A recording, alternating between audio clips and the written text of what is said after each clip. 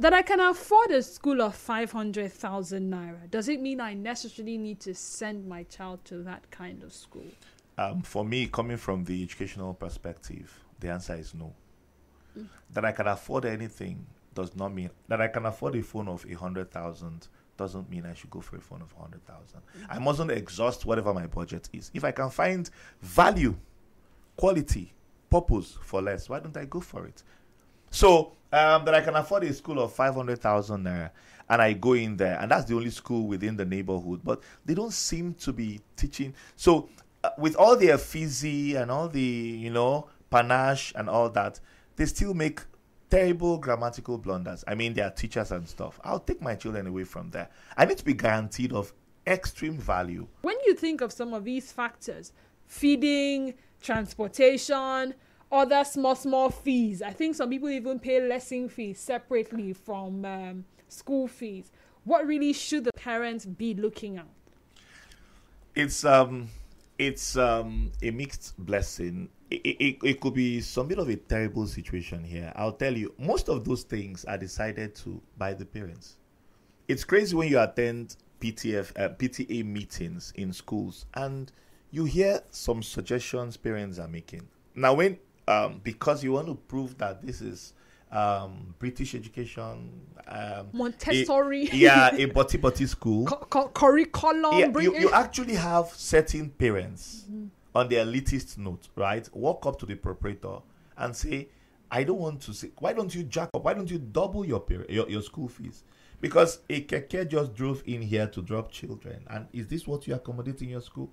So they're embarrassed that day they came with their friends from work to come pick the child in this butty school, and then a keke, a tricycle, drove in to pick up another parent's child, another pupil, and they feel people like this should be cut off this line. They shouldn't come here, and the best way to cut them off is to jack up fees, jack up uniform, jack up this, jack up that. Some parents, come pressure the schools. Look, the uniforms in the other school. My neighbors attend schools and, there's this British American international school. It's all imported uniforms. And yeah, we can afford it here. All of those inputs are not completely made by the school. So let's watch out for that. Now, some of these things were done in the past. Today, it's biting really hard. And we're at a time when schools, especially in Nigeria, are beginning to, post-COVID, are beginning to seriously consider virtualization as an option.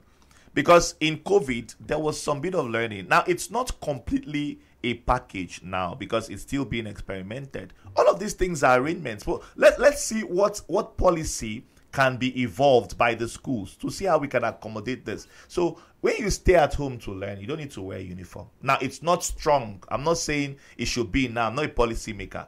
But these are suggestions that parents in the Parents Teachers Association should begin to come up with to suggest. The PTAs of rational schools are also embedded in the negotiation game for fees, fee increments, and school uniforms and all that. They are in the game.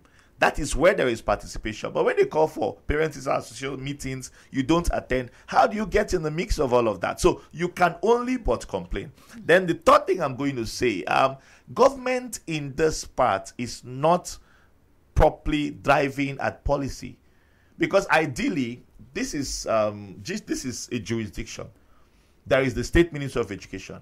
Are they in the know? Now, by the laws of the land, the State Ministry of Education should have a representative in the school's board, whatever the school is. They are not the owners of the school, but they should be in the know of what is happening. But in this case, there's nothing. The Inspectorate Division, what are they doing? Are they going around schools? Most of what they do is to get to your school. They don't even need to come down from the car. These days, some of them just make a phone call. What they're interested in is the money. They want to collect, they'll tell you transport money, and we're 3, give us 50,000, give us 100,000, and then they'll tick. That is not the way the work should be done. Inspectorate Division should go around and evaluate, be in the know of what is going on in the school. There should be a benchmark. I mean, this uniform was clearly bought for 5,000 or 10,000. Why are you selling it for 50? Why are you selling it for 70,000? These are questions that should be asked. Benchmarks should be placed. It's not just about insisting all schools should have a common resumption date and a common closing date. That's basically what the Ministry of Education has been interested in. But there's more than that. There should be more to policy stipulations, ensuring that the curriculum is viewed properly. Look through the curriculum. Are they delivering the curriculum? Look through the lesson notes. Look through what they are doing. Get some random students, assess them, assess everything. Look around the school and know what to do. But no, we're not interested in that. We're more interested in the politics of education than in the real deal education and policy thrusts. That's a major problem. A lot of time is available for the parents to prepare. But then reality only dawns on them when they realize their child is probably 3 years or 2 years or 4 years and should start school. What is that message for parents or yet to be parents who would want to educate? It's one thing to have children, it's another thing to want to educate them. It's because of this concern for which my wife and I would open a bank account the day the child is born. Okay. And then we begin to fund it every month.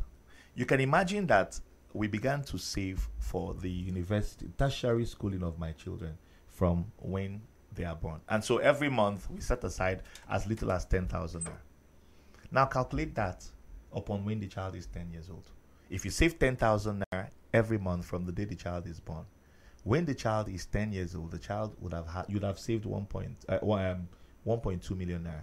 When the child is 20 years old, you'd have saved 2.4 million naira. And that can finance any university education, public schooling in Nigeria.